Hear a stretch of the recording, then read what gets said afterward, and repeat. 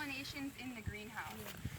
And so broccoli and cauliflower are going to be the annual crops in Nebraska Oleracea. So we have constant plantings of those going throughout the year.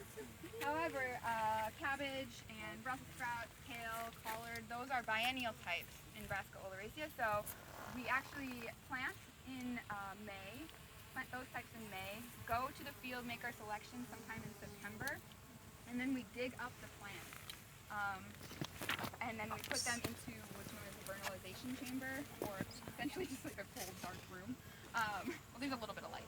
A cold room for an extended period amount of time, usually between 2 to 3 months, depending on the crop, where flowering is induced in the biennial types. So come January, we'll actually take our biennial crops out of the vernalization chamber, bring them back into the greenhouse. We start to see elongation of the floral raceme, and at like mid-January to February, we're constantly making pollinations with those types. So